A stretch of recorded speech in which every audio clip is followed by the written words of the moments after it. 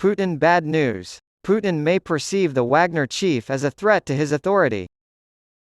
Mike Pompeo, a former Secretary of State, has stated his belief that Russian President Vladimir Putin viewed Yevgeny Prigozhin as a threat to his power, which may have given the Wagner Group leader cause to go against Putin.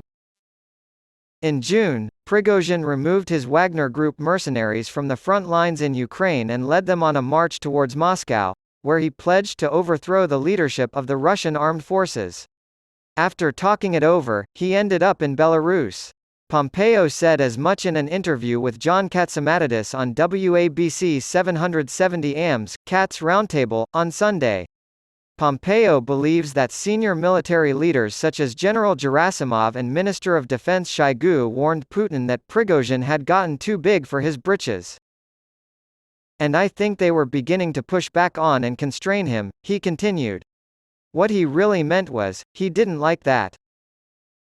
Pompeo has speculated that the Wagner chief's betrayal will cause a shake-up in the Russian oligarchy, though the reasons for Prigozhin's betrayal and the future of both he and Putin remain unclear.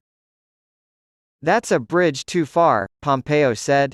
Putin will see that as something that is a bridge too far. I'm confident Putin started to think Prigozhin was threatening his power, just as Chinese President Xi Jinping went after the leaders of commercial enterprise that had gotten out too far and he felt threatened his power, he said.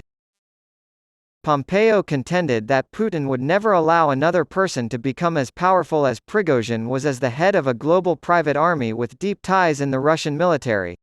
This former Trump administration official also expressed doubt that Prigozhin could regain his status as Putin's closest ally. He said, I wouldn't ensure his life. It's highly unlikely that Vladimir Putin will ever forgive him. It's unclear if this will lead to him being forced to drink poisonous tea or simply banished forever. A week after the failure of a brief mutiny staged by his Wagner Group fighters, the director of one of Yevgeny Prigozhin's outlets announced that the media holding group would be closing down. Prigozhin, a former ally of President Vladimir Putin, was allowed to go into exile in Belarus as part of a deal that put an end to the mutiny, and his men were given the option of either joining him there, being integrated into the Russian armed forces, or going home.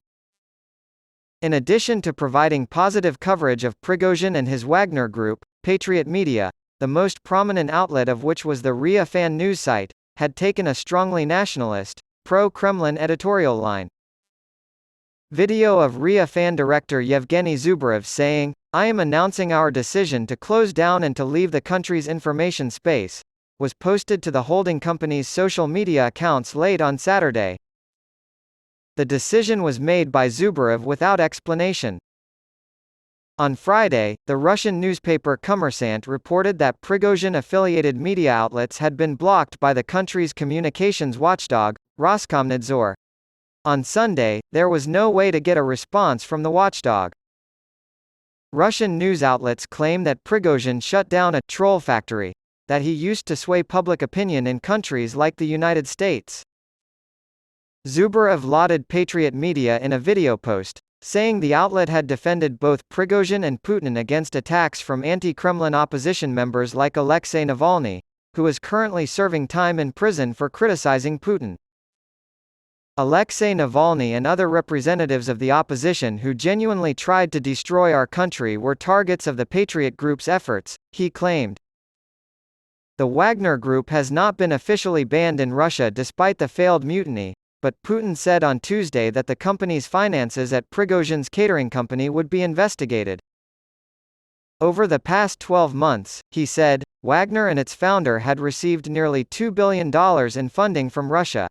Some of the bloodiest fighting in Ukraine's 16-month war has been done by Wagner's men, many of whom are released inmates from Russian prisons.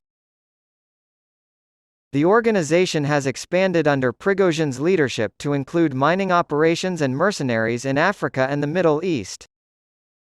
Upon Russia's annexation of Crimea and subsequent support for pro-Russian separatists in Ukraine's eastern Donbass region, it was established in 2014.